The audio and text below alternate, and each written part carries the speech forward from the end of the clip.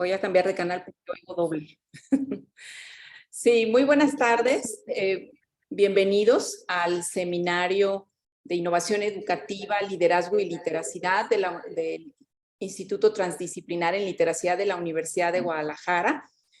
El día de hoy estamos de fiesta porque contamos con la presencia de una connotada académica que tiene un trabajo muy importante en los temas de literacidad, trabajando sobre todo en el nivel preescolar. Bueno, voy a leer unas breves líneas sobre su semblanza, porque queremos escucharla a ella. La profesora Susan Nichols es una investigadora que ha formado a docentes y es escritora también por la Universidad de Australia Meridional. Su investigación abarca desde el kinder o la preescolar hasta la edad adulta e investiga las literacidades en términos de procesos, prácticas y textos en múltiples contextos.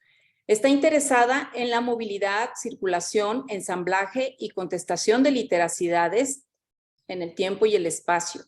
Su último libro es Traversing Old and New Literacies, The Undead Book and Other Assemblages. Este se publicará a principios de este año precisamente.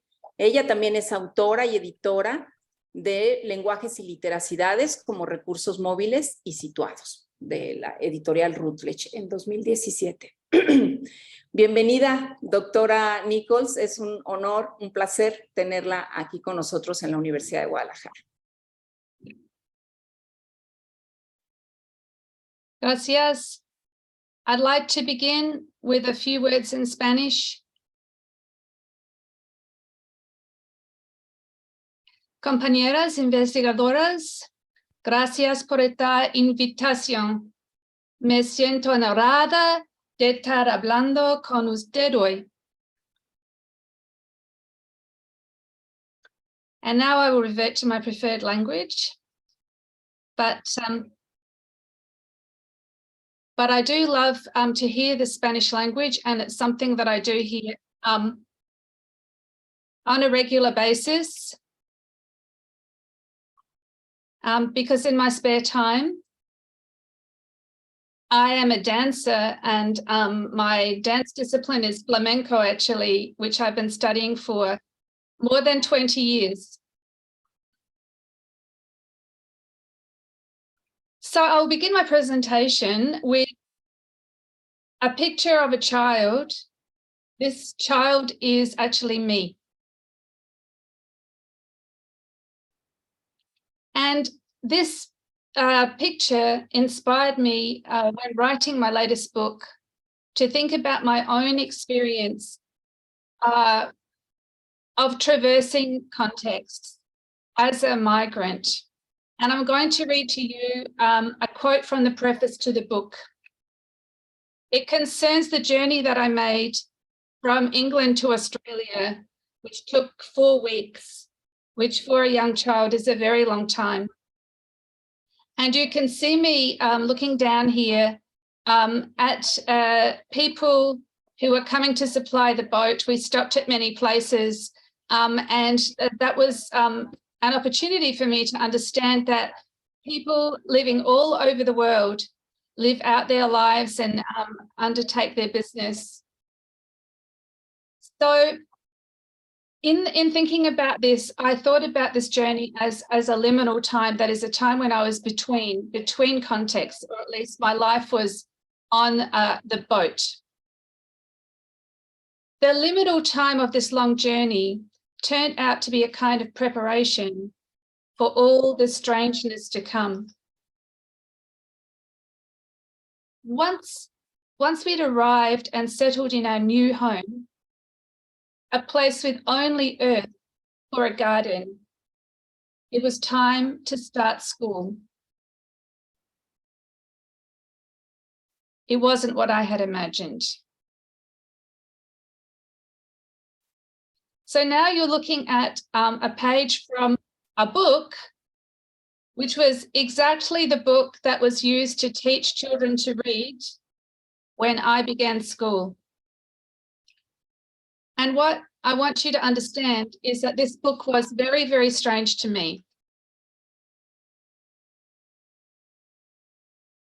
And I'm quoting from the book again, my book that is.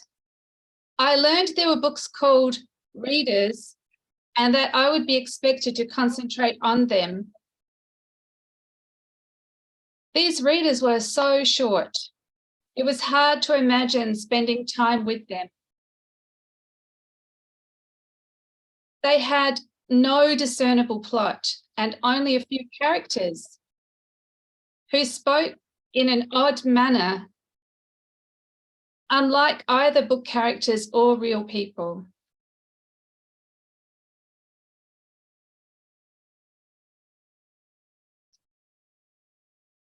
So now you're looking at a picture of one of the books that I had at home.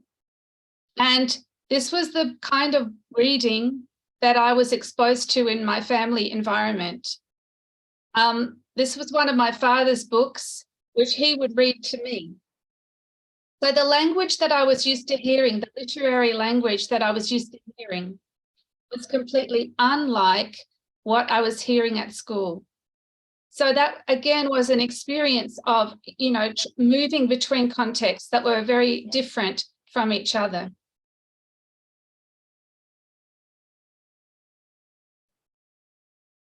So here we see some of my father's books. And I still have them, even though my father died when I was 26 years old. He left them to me. And my father carried these books around in a box like this. This is a photograph of a box which is sailors use to put their personal items into. And my father would carry his books around in this box while he was a sailor with the Royal Navy of England. Here we see a photograph of some sailors. This is very similar to how my father would have dressed. And you can see them all sitting on their boxes. These multi-purpose boxes could be used as chairs. So this is how my father's books came to be mine. They were traveling books. They had been to very many places around the world when my father was a sailor. And I knew about his travels because he talked to me about them and the people he had met and the interesting things that he had done. I'm sure, by the way, he didn't tell me everything he had done. Some things are not for the ears of children.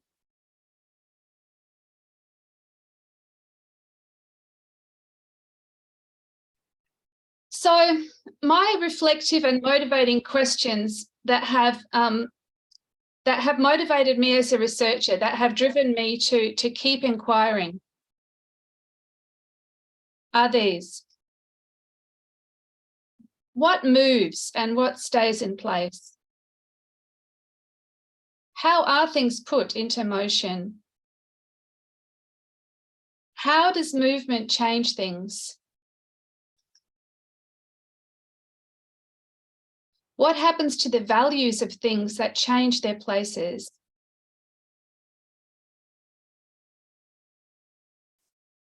How do we package those things that we want to carry? How do we unpack them?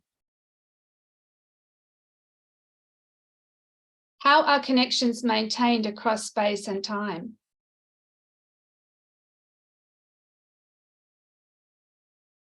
So by things, I don't just mean like physical objects. I'm talking about knowledge, stories, resources, practices, all the things that we're interested in as literacy researchers.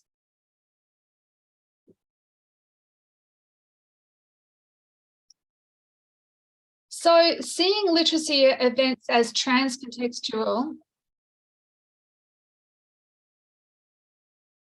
means that rather than considering an event or a text as fixed in time or fixed in space, the researcher assumes the interconnectivity of events and texts across time and space. In practice, this may mean that the researcher travels across space to investigate different contexts in which literacies are enacted.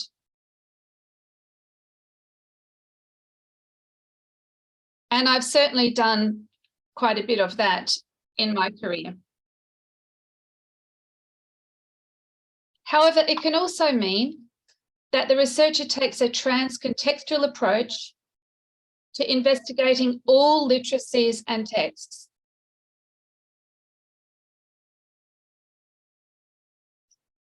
And this means asking questions about how the event or text in a particular space, time, is connected to other spaces and times.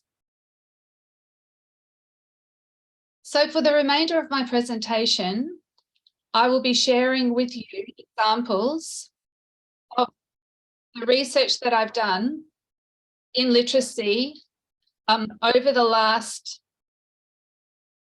15 years or so. And we will move through a number of different projects. I'm not able to give you a lot of detail about any particular project. But if anyone does want to know more about a particular project, you can get in touch with me and I can recommend publications that you can read.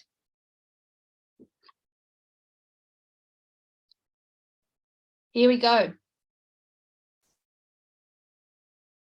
So the first project that I'm going to be talking about is investigating early learning as an actor network.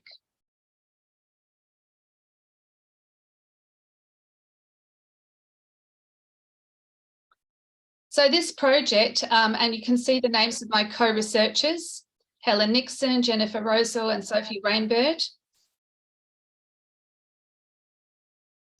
Together, we focused on the construction of early learning across 3 sites in 2 countries.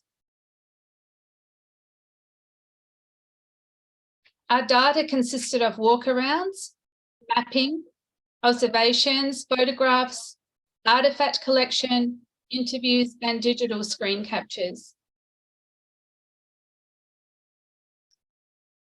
The theoretical resources that we used were actor network theory, critical discourse analysis, and geosemiotics.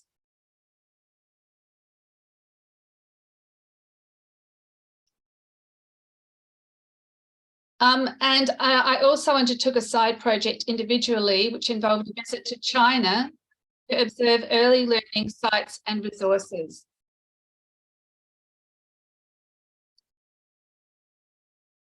This image I found in China in a magazine. And I think it's a really good representation of trans-contextuality. We can see the figure of a baby suspended between the Earth and the solar system, representing his or her trajectory into the future. We can see the bilingual text, which signals that this child is going to be a global citizen who is equally comfortable speaking Chinese or English and traveling anywhere in the world or beyond the world.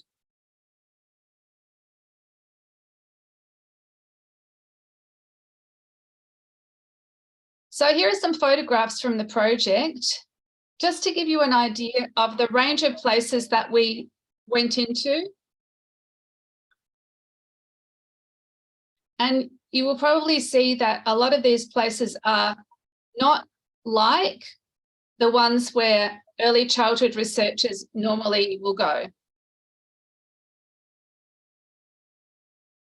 They included commercial spaces, like the shopping centre you see there. with health services, libraries, and sporting facilities. You can see in the photo at top right, this is where we interviewed fathers because we wanted to find them in the space where they feel comfortable.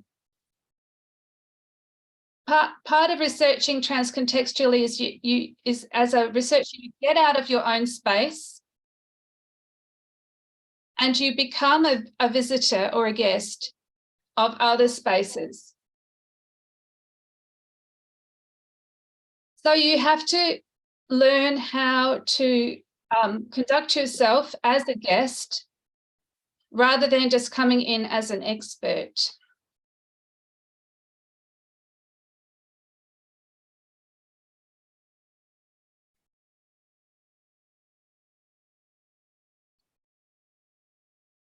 So here is one of the pieces of analysis that we conducted.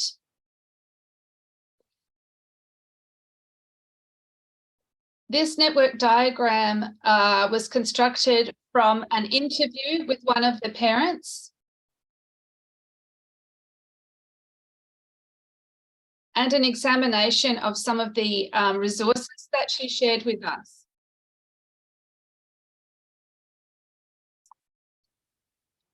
So for this particular parent, her church was a very important centre.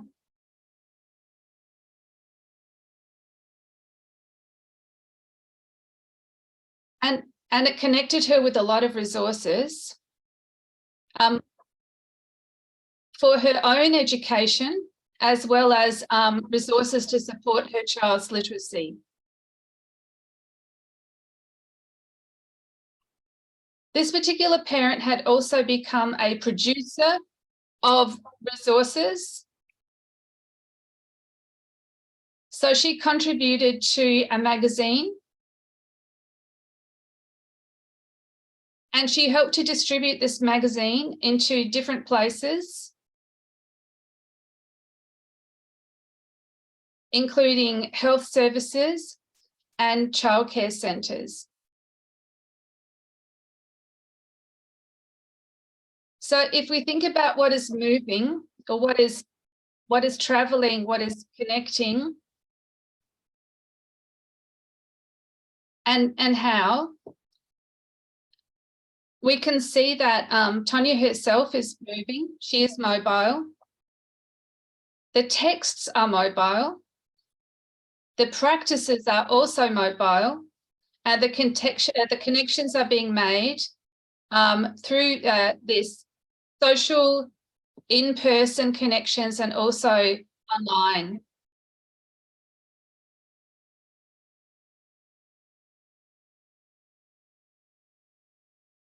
So in thinking about all of this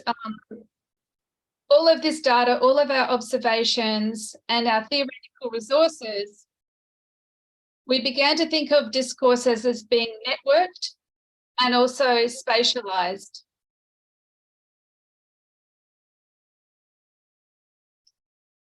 So bringing a CDA, critical discourse analysis, to network analysis, we considered networking as a textual practice.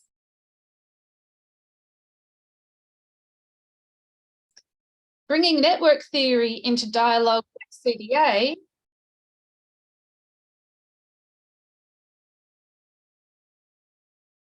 we considered how networking or networks facilitate the circulation of texts and discourses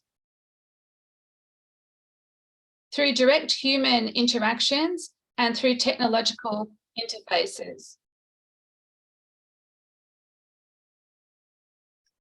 Working with geosemiotics, we looked at how discourses are materialized in place and move in and out of places.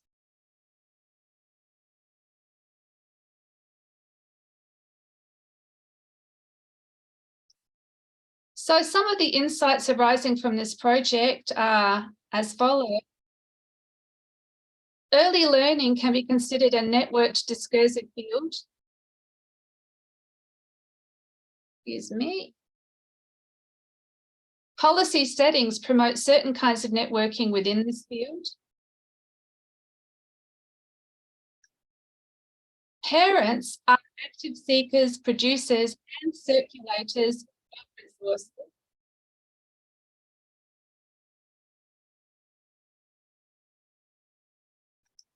Resources travel across space at scales ranging from the micro-local to the global.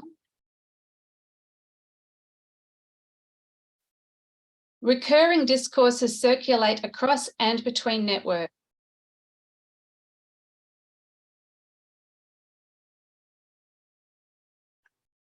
Sponsorship by powerful social institutions increases the reach of dominant discourses of early learning.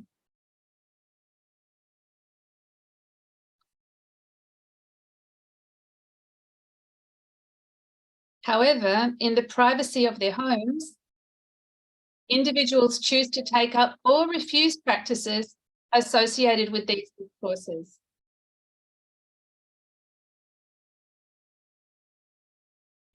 So that's where I'm going to leave that particular project. And I will just pause to see if there are any questions or comments people would like to ask me. You can write them in the chat, or you can work through the translator.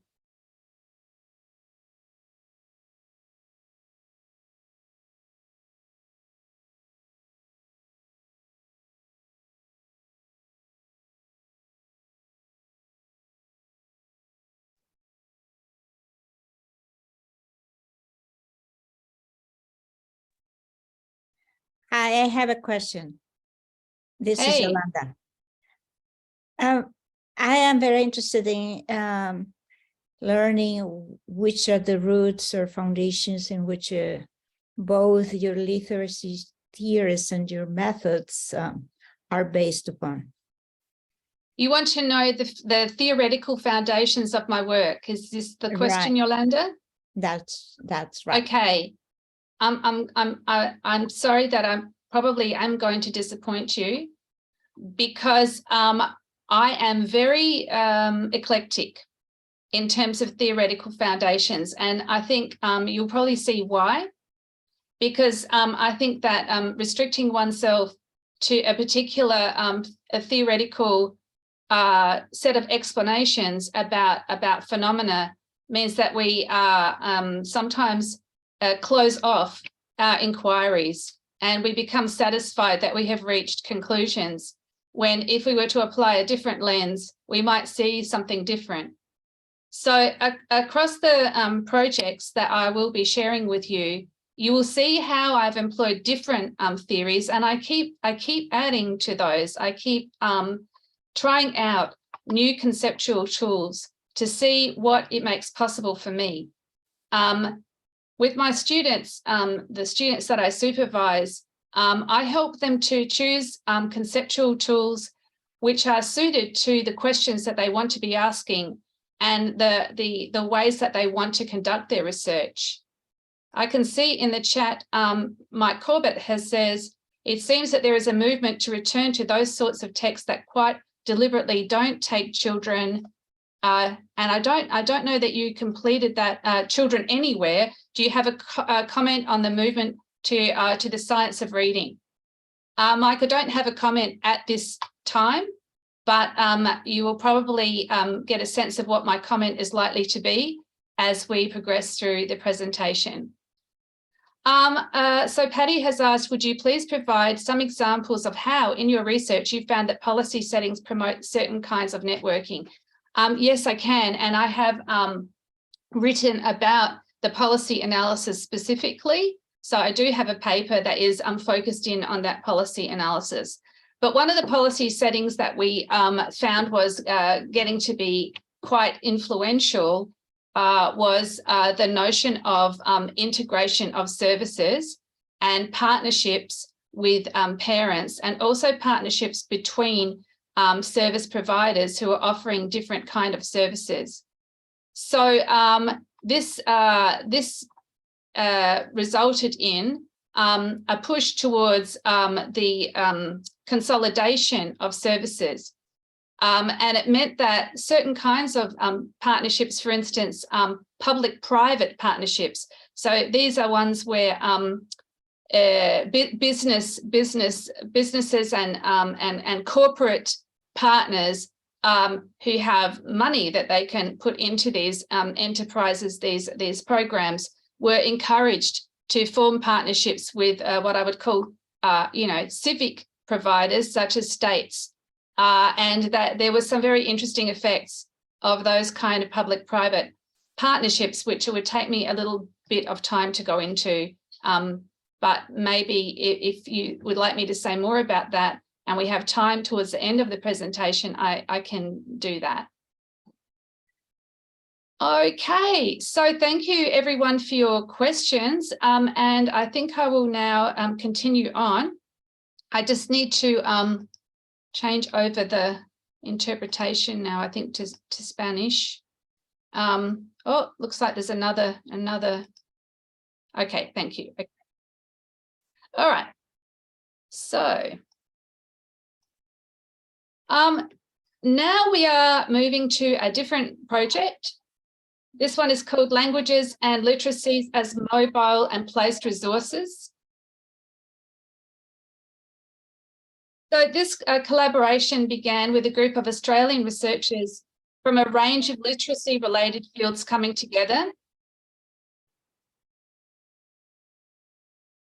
Because even though we were occupying, the same department, the education department, there wasn't enough conversation happening or enough collaboration between, say, people who were interested in literacy, in teaching English curriculum, in teaching English as a second language, or English as an additional language or a foreign language, and also people interested in communication.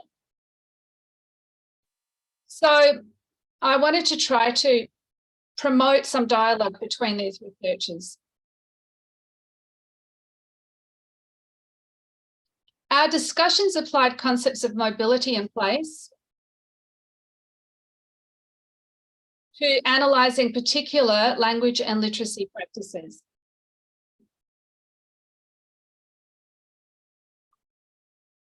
The conceptual tools that we used for this project included the place discourse, the travelling text, the immutable mobile, and language as place resource.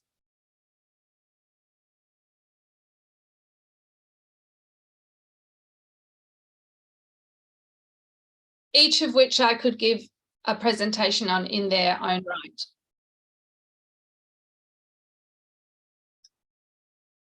And this project became an edited book, and we extended our collaboration to include contributions from researchers in China, Vietnam, Africa, and Australia. And just a little story about that.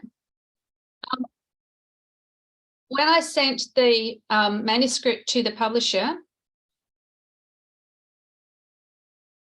they said to me, "Can you get some more chapters from researchers in England and America?" And I said no.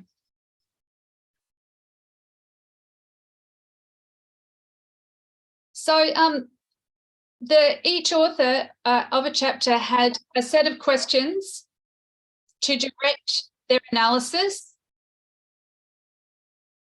And the questions were, how are language or literacy practices and identities mobilised? How are they materialised? Which is to say, what forms do they take?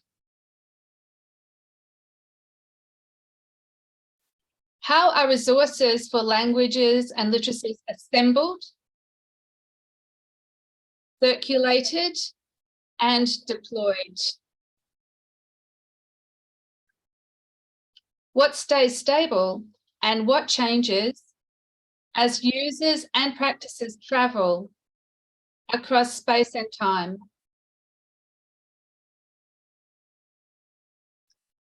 We read and discussed actor network theory, and particularly how to apply the concept of the immutable mobile.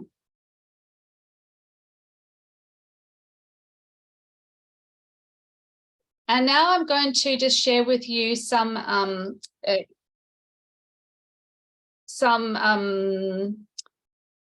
material related to the chapter that I wrote for this book.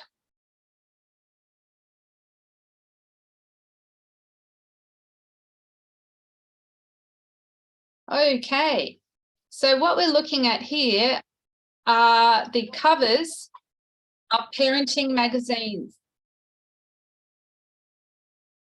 which I collected in my travels or were sent to me by colleagues in different places.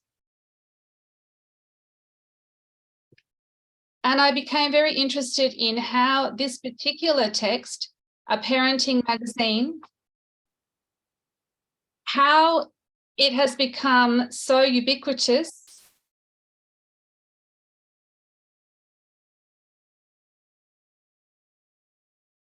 and traveled to so many different parts of the world. I was interested in what are the common features and how does it adapt itself to its cultural context.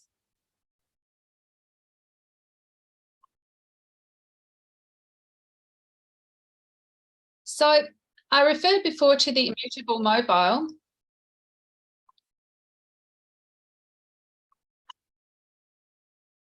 Which has three features.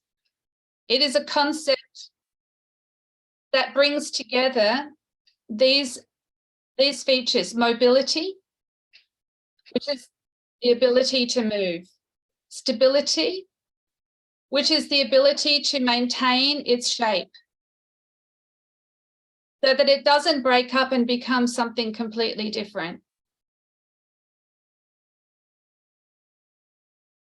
combinability, which is I also think about as modularity,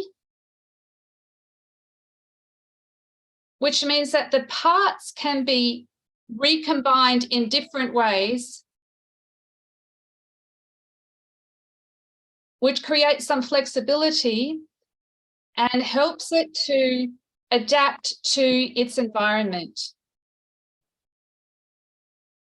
So the work of Bruno Latour, who's a sociologist who is very interested in these questions, he found that this particular combination of features are very powerful.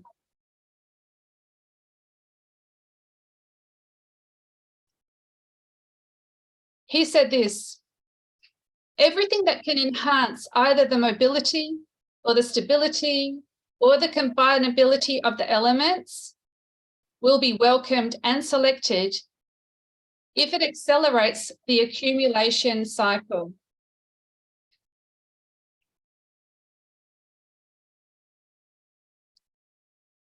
So if we think about the common elements of parenting magazines,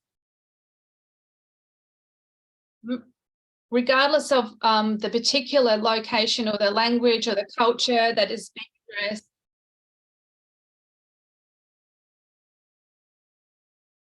all of them have a cover that orients readers to the topic and contents. There's a centralization of the main image on the cover, which is always a baby. Personalization of the addressee, that is, the language addresses parents in a personal manner. We frequently see questions being used to prompt reader engagement. So some examples are, is your car seat safe? That comes from parents USA, or Mood Not Good. That comes from Fumu, which is the Chinese parenting magazine. It means fathers and mothers in English.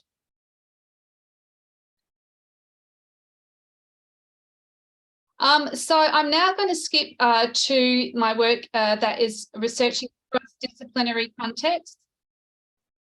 And once again, I could say a lot more about this. If you would like me to, then ask me a question. So I have regularly collaborated with colleagues from disciplines outside literacy and education to look into literacies in different contexts. With colleagues in rural health, I have studied the health literacy and numeracy, awareness and resource seeking of parents in a regional town. A current collaboration with colleagues in pain study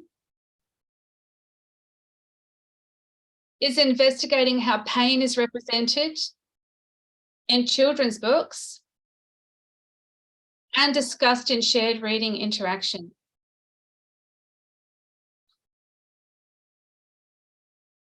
This kind of boundary crossing has enriched all parties in our understandings of each other's knowledge domains and interpretive resources.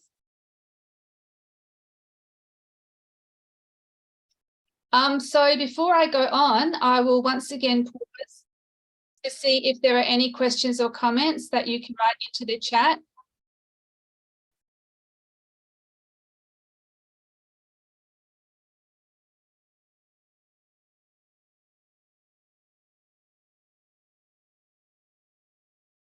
No pressure.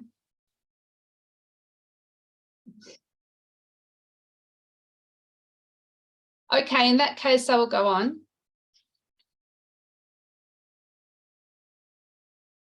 So this brings me to my more recent work.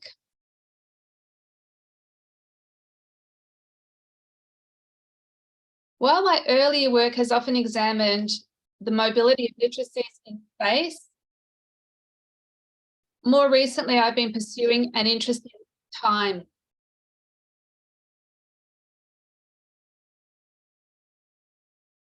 This work investigates continuities and discontinuities in literacy practices over time, as well as space.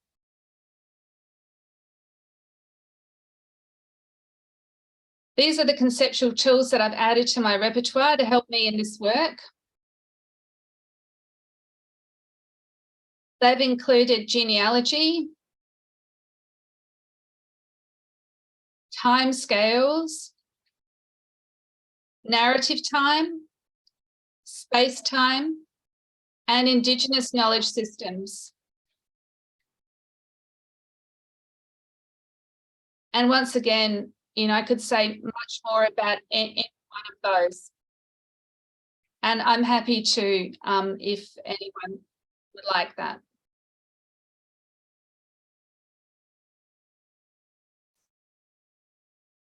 So a few words about trans-contextuality and time.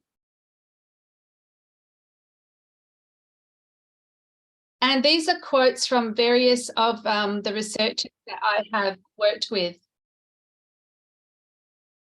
The first one is from Jay Lemke,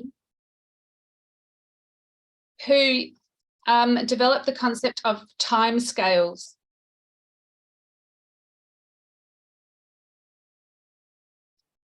Anything that we interact with can persist over long time scales and accumulate and transfer information from and to short-term events distant in time and space.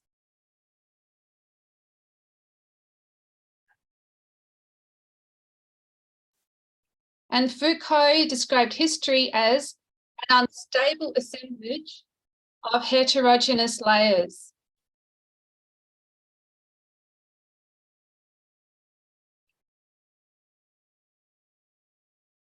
And I've come to the conclusion that literacy assemblages are not only multimodal, but multi-temporal.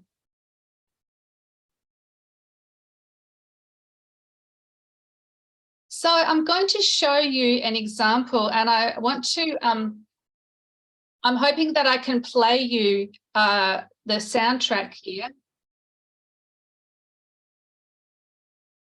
I don't know if any of you are gamers, but you may recognize this, this clip here from a particular digital game or a series of games called Assassin's Creed. So hopefully I can just play you this bit of music.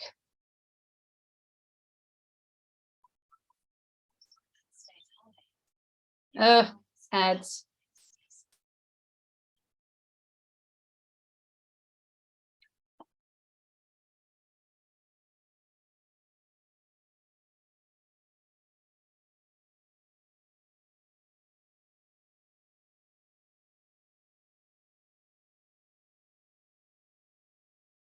It is no sound. I can hear it.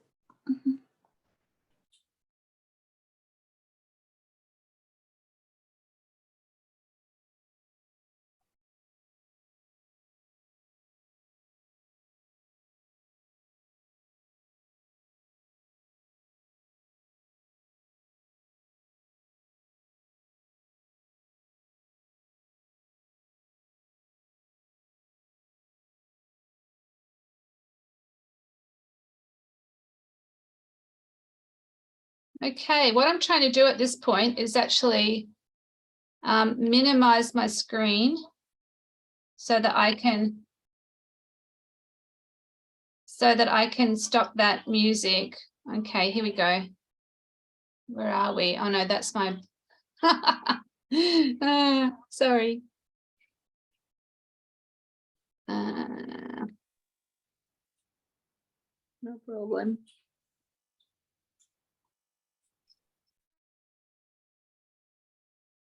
I'm just going to have to just come back into this so that I can stop this. Okay. All right, back we go.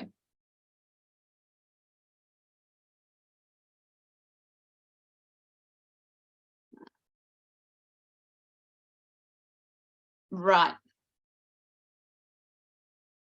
All right. So inside this immersive digital game, you will find this song.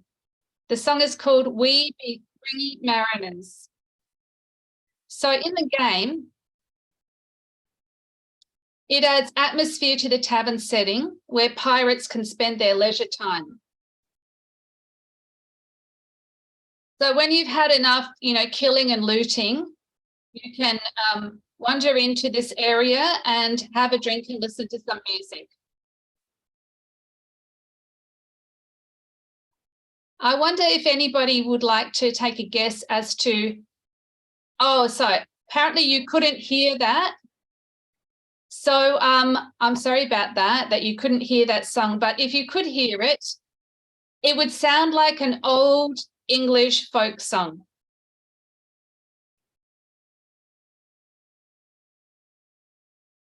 In fact, that song is hundreds of years old. It dates back to 1609, and it was published in a book of songs that was called King Henry's Mirth, and that refers to King Henry VIII. He enjoyed music, and this was one of the songs that he liked to hear at court. So I wonder what you are thinking when you see this example. As literacy researchers, what thoughts come into your mind?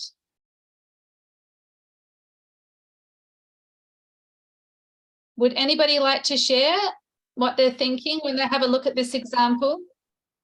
Yes, I would try to explain myself. when you ask that question, I just thinking the music is not really have a age, you know. Probably it's the old song, but it's still the used in these days, or is another videos, or I'm thinking probably is no old at all. The music is still used for some. I'm trying. Is correct. I'm explaining myself. The music is very old. Obviously, the soundtrack of this video has got some contemporary singers who are singing this music. Okay. But the song itself, the original song, is just as old as that. It is hundreds of years old. And in fact, you will find a lot of this type of material within digital games, and particularly games that are set in different historical times and places. I showed this to my students when I was doing a lecture on poetry. And one of my students emailed me afterwards, and she told me that she was really excited to see this example. Her partner is a keen gamer, and within the game environment, he is a balladeer, that is a character who sings songs and makes up songs, creates songs about events in the game. So you can see this literacy practice is bringing together the worlds of digital gaming, poetry, and music and history. Good, yeah. It is a trans-contextual practice. Nice, thank you. Thank you for that comment. I really appreciate that. I see in the chat. Okay, let me just see. All right. Okay, thank you.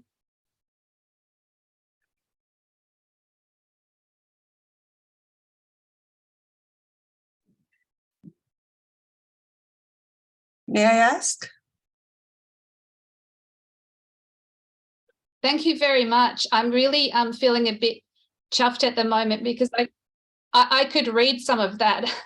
So this is a good test of my Spanish. But yes, I agree with you. I do agree with that. Let's continue. Excuse me, can I ask a question?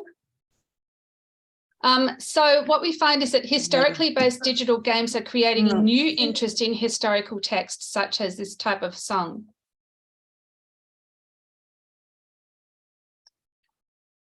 So this kind of work, which is crossing between times, which is applying these conceptual tools, such as genealogy, such as time scales, challenges our assumptions of continuity and discontinuity.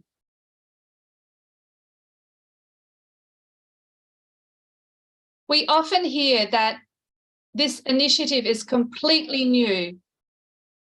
We are told that we're seeing something that has never been done before. We hear this term innovative used a lot.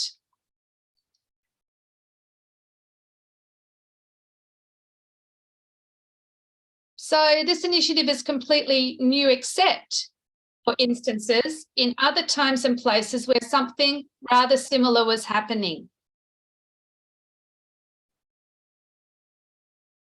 Another type of claim that we sometimes hear is that we've always done it this way. Conservatives like to say this kind of thing.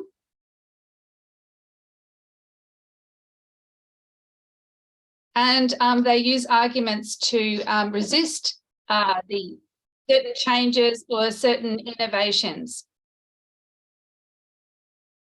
So, okay, we have always done it this way, except at times and in places where this practice did not occur or this belief system was not evident.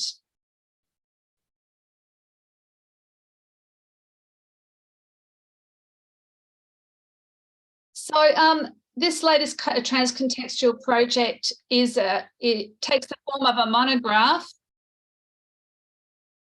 It's the first time that I've written a book all by myself. It's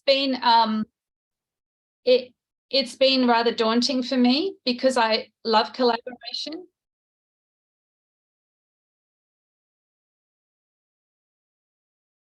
But I have immersed myself in it for the last 3 years.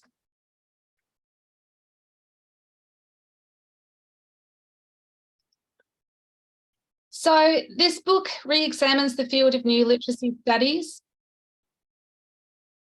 It promotes a shift away from binary constructions of literacies as either old or new to encourage critical reflection on the part of readers. It examines the entanglement of pasts, presents and futures in contemporary literacy practices.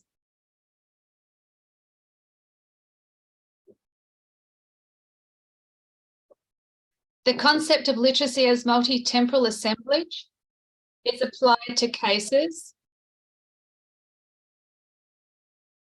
And these cases include the bedtime story, the library, the children's magazine, health literacy, literacy teacher education, and children's oral language. And that might seem a strange collection of chapters. These are all things I've been interested in. And for once, I didn't have to discipline myself to only one focus, which was a great privilege for me.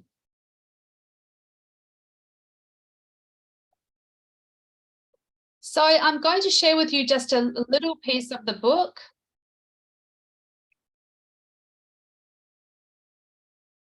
A whole chapter is about children's magazines, which is something I didn't really know very much about before, even though I'd seen them in previous projects when examining the resources in people's homes.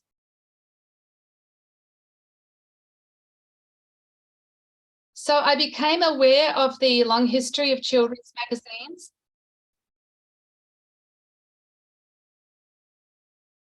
And you can see this quote from 1829, which said, "The mania for periodicals has extended itself to children." This indicates that magazines had become very popular with children at that time. And in case we think this is no longer the case, in 2020, sales of a particular magazine, The Week Junior, rose by 22%. And the readership was 2.6 million. The Week Junior is a digital magazine for children.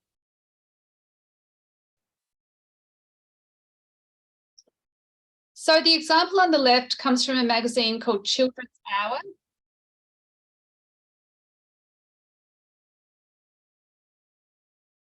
I'm indebted to my partner, Associate Professor Bill Cormack, who is a historian of literacy and who has done an in-depth study of this particular magazine.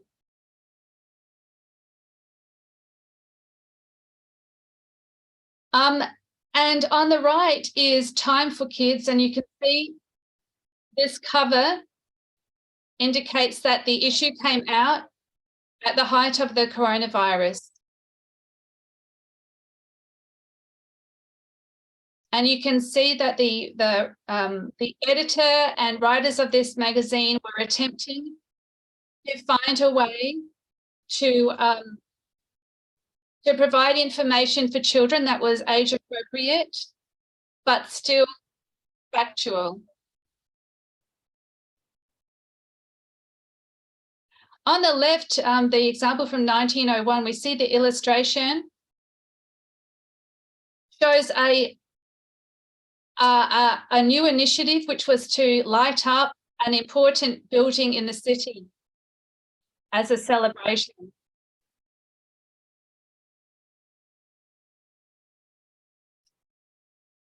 So what we see in children's Whoops magazines across time is that they bring current affairs to children. They provide them with information about real events in the world. They provide entertainment to children. They address children as citizens, not citizens of the future, citizens of the present. They are multi-authorial, that is, they bring together works by different writers. They are multimodal. They combine images and print, and increasingly these days, video as well. And they are a resource for social reading, because magazines are meant to be shared within families, shared within peer groups.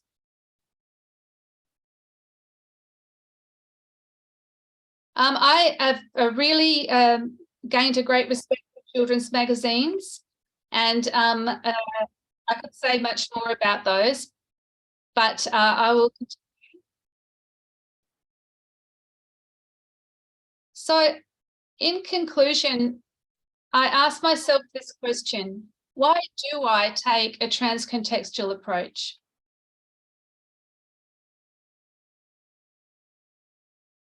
A trans-contextual approach unsettles binaries, such as new, old, centre, periphery, and at the same time, it unsettles the power relationships embedded within those binaries. It disrupts progress narratives by unearthing recurrences and disruption.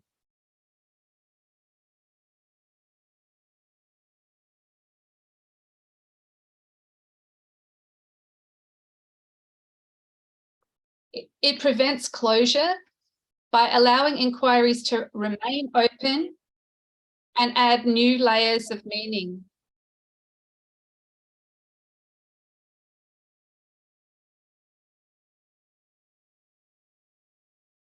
It opens spaces for collaboration between researchers with different histories, positions, and repertoires.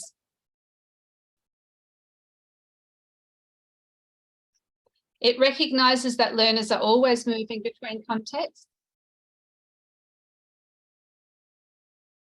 And it supports my work as a teacher-educator by valuing the histories, knowledge, and cultural resources of my students.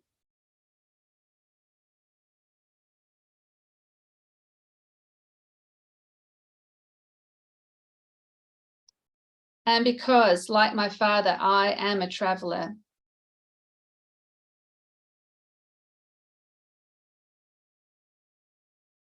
So, gracias, compañeras investigadoras, por su atención.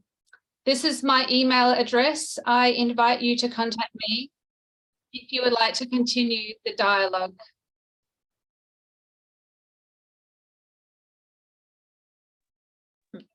Muchas gracias. Thank you so much, Dr. Nichols, for this taste of your wonderful work on these literacies, trans-contextual. And I don't know if somebody has a question. I think we have some minutes remain to ask your questions. So if you want to ask, just raise the hand and start speaking Spanish, and Coco, it's going to translate.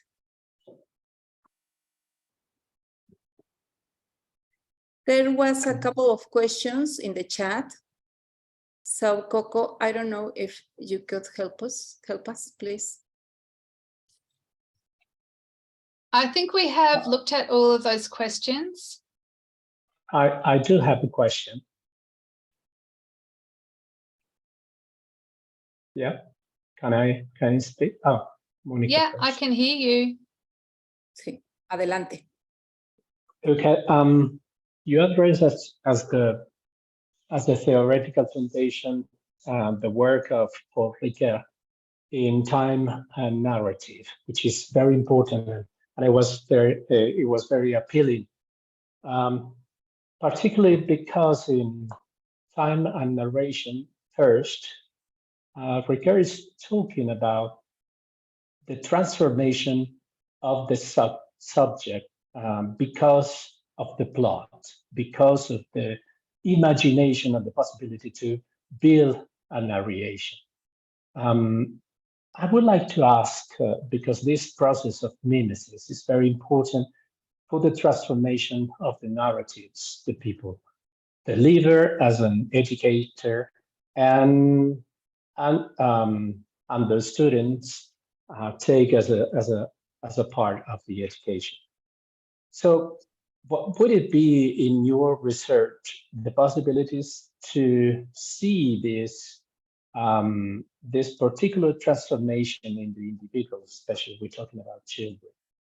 And the second is especially because the affirmation of Paul Ricoeur's work, this particularly time and narrative one, in the affirmation of that there is not time and there is no transformation without action. Normally, we do not see students as part of the political participation. Actually, children are seen as no citizens, are no critical thinkers, and there's very typical all over the all over the world. How could do you see some evidence? Can you tell us a little bit more related to what you have found in critical thinking in kids and the action that goes with it? Thank you. Yes, yes, I'm very interested in this subject. And I've done a lot of work with young children. I'm very interested in young children's narrative composition and narrative thinking, and the way that children locate themselves in time and understand their histories as connected with the histories of what has gone before them, such as their families. One of the like, there's just so many places that I could take this, but in the book I have a chapter that looks at how children express temporality, that is how they express their understanding of themselves in time and how they use language to do that. And in doing that, I challenge some of the theorists about children's language development, such as Bernstein, who I think has a very narrow view of how children understand context. So I think this is based on work which doesn't give children sufficient freedom to actually express themselves. And in my work, one of the principles of that work with children is that you must give children freedom to express themselves and freedom from the frames, adult frames, which may lead them to try to meet your expectations or what they assume your expectations to be. I haven't said much about Ricoeur. I love using Ricoeur. One of his concepts I like a lot is the concept of within timeness.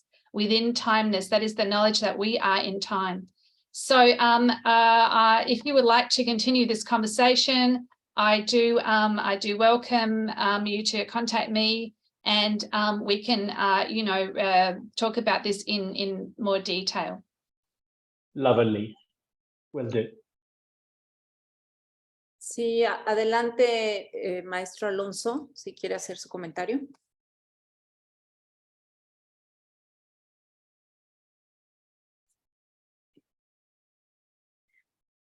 Perdón, es que yo estoy en el de inglés y no, creo que no me escuchaban. Perdón, el maestro Alonso escribió que él quisiera hacer algún comentario. Adelante. No, el doctor Alonso. Ah, adelante la pregunta de la doctora Cisneros, si por favor la traduces, Coco, y a continuación el maestro Alonso. Gracias.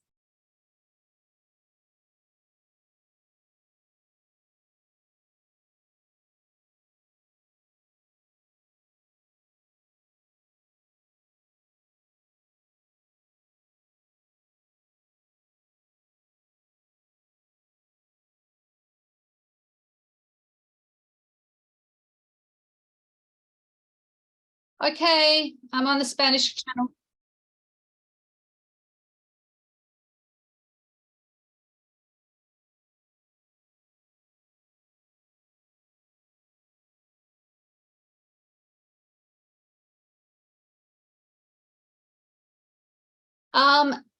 Thank you. I see this as quite a political question. One of the arguments that I make in the book is that literacy practices are not just facts in the world. We access them through representations. Whether those representations are through verbal accounts, writing, images. So what I'm interested in is the claims that are made. That is, claims of continuity or claims of discontinuity, which is to say, claims of novelty.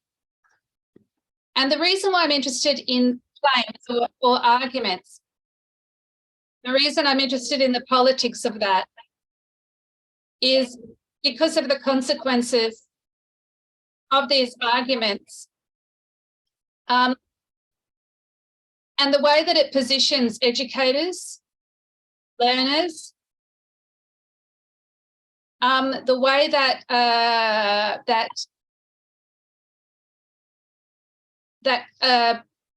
privilege and advantage is attached to taking particular positions in these debates between the so-called old and new.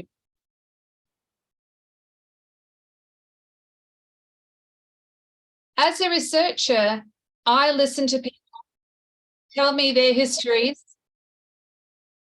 and I use a lot of very careful strategies to try to follow the traces of practice, to follow the intertextual connections back to previous times.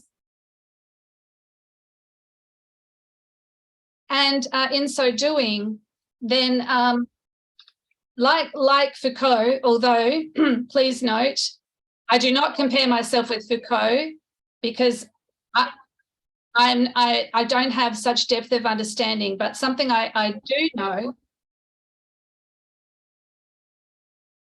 is that if you have a very comprehensive and inclusive approach to looking across contexts, you will often find traces or connections that were not visible before. That is, I don't think that we can ever close off this question of what is continuous and what is discontinuous. I believe as literacy researchers, we have to keep this inquiry open.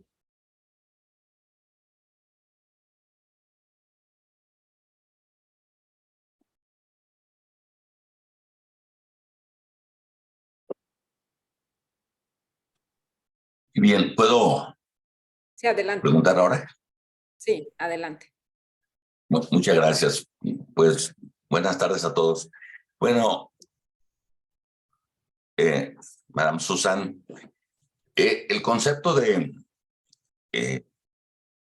transcontextualidad me parece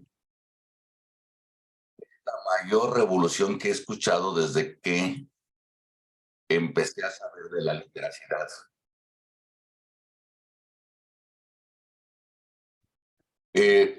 Evidentemente, cuando pasamos de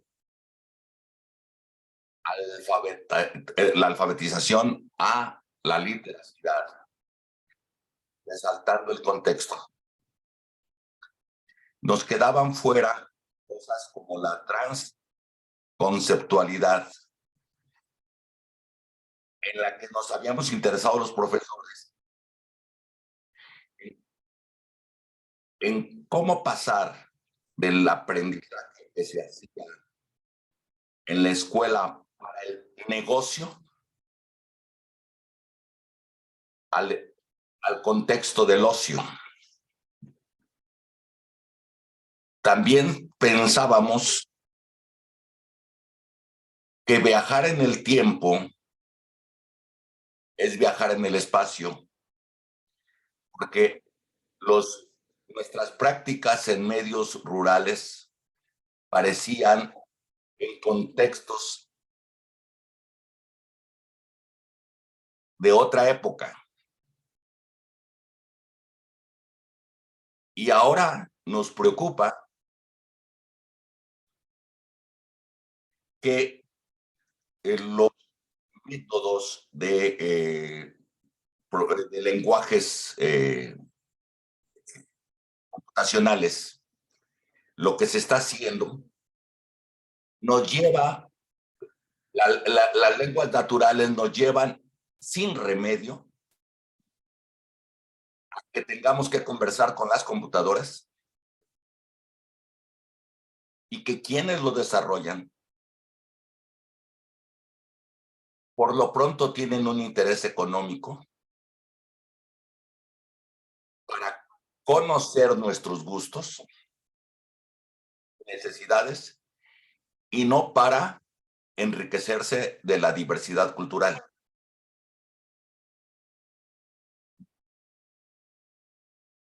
En resumen, creo que después de haber escuchado el contexto era importante reconocer que los contextos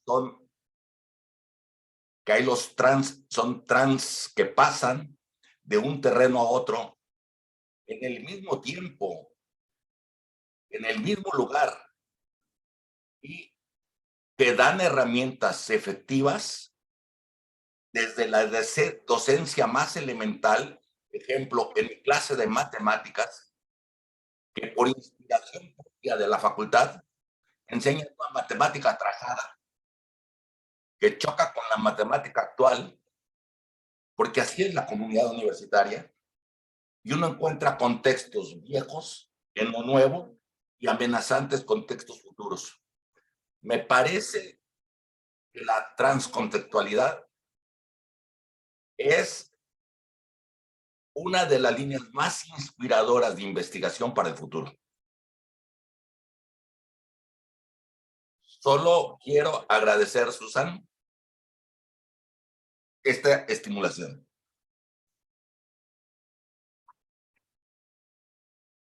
Wow. Thank you so much for those profound words. It inspires me to think more deeply.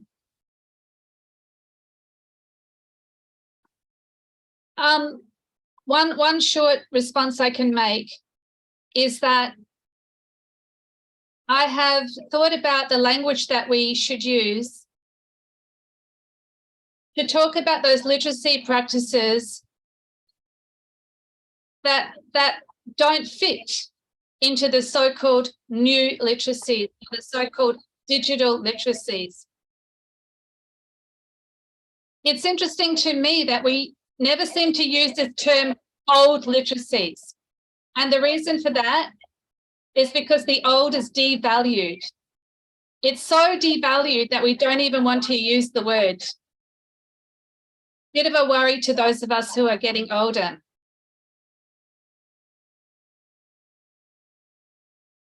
So I think we need a different language, such as heritage. Heritage is a word that tells us about the value of the past.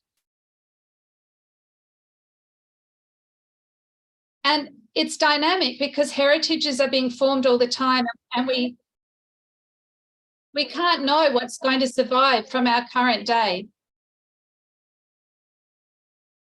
So to me, that means that we should value more things and not fewer.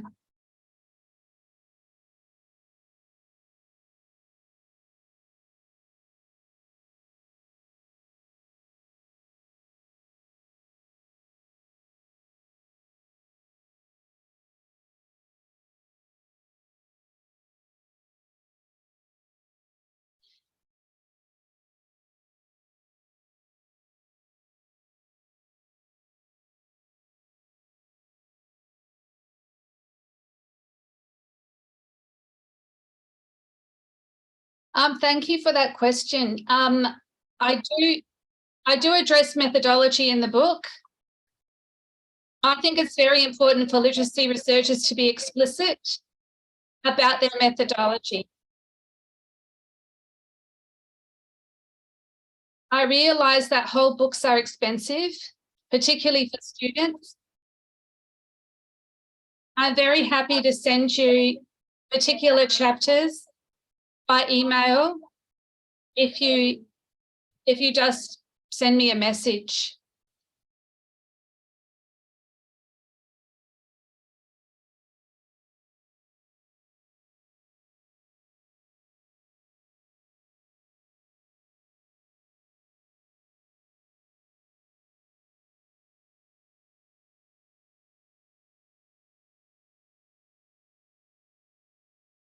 Thank you very much. It's Yes, of course.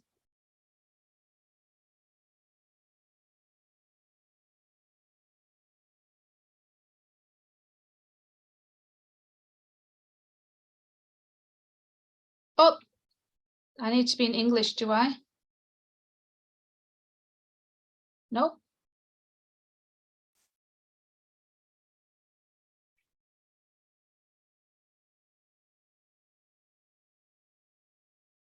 No te escuchamos, César. Oh, do I have my, okay, so sorry. I was just waiting. I was just wondering, as you declare yourself as a traveler, which is a very nice metaphor of your work, I was wondering, one of the things that I missed was in the foundation, theoretical foundation, was the approach of Sergei Moscovici social representations, because it's very important to be acquainted of this theory in terms of what is occurring during the narration through the different temporalities. Is the possibility to break down all these temporalities in order to think in different terms. So are you basing your work in a kind of traveling through temporalities that might provide the students to critical thinking, and especially to have different and possible experiences that probably are not in the narrative of positive science and normally in natural science, for instance? So I think what I can add is that I often work with a case. And by a case, I don't just mean, our child or our class. If we understand any case to be involved in these connections across time, across space, then working with a case will lead us into many different spaces and times. but somehow it has to come back to the case. Otherwise, we could very easily just be completely wandering down, or to use the colloquial English expression, going down the rabbit hole, right? And never coming back up. I must admit, I go down quite a few rabbit holes, and sometimes I really enjoy doing that. But my discipline is to keep trying to bring myself back to the case and back to the critical questions that are motivating my inquiry. So in the presentation, what I've tried to do is to share with you some of those critical questions. How I work from the critical questions to other decisions about, you know, what kind of data to collect or how to analyze it is something I don't really have sufficient time for right here. In order to share that kind of work, I think the best thing is to work together as colleagues in a collaborative analysis kind of context, where we bring data to the table and we kind of look at it with our different interpretive resources, which is something that I've done, you know, quite a few times, and I find that to be a really valuable activity.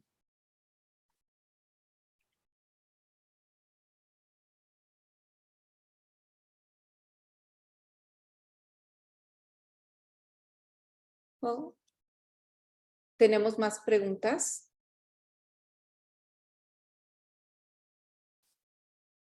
Bueno, si no tenemos más preguntas, queremos agradecer encarecidamente la presencia de la doctora Susan Nichols acá en Guadalajara.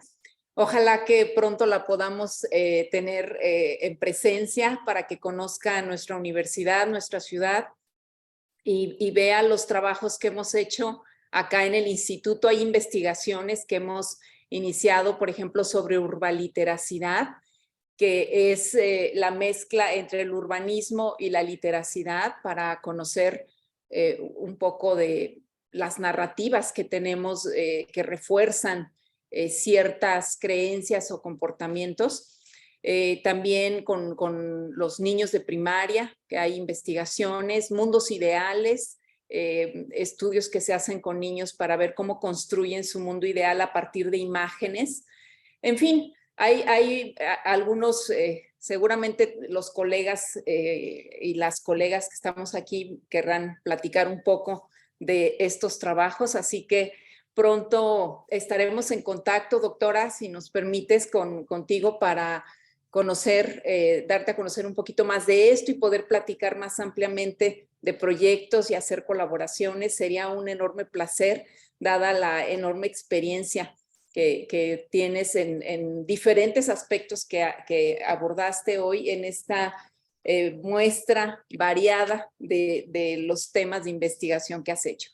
Pues agradecemos mucho, colegas, su presencia. Empezamos este año con el pie derecho, muy felices de contar con esta presencia tan afortunada, con estas aportaciones tan valiosas, con estos conceptos revolucionarios, como lo mencionó el maestro Alonso.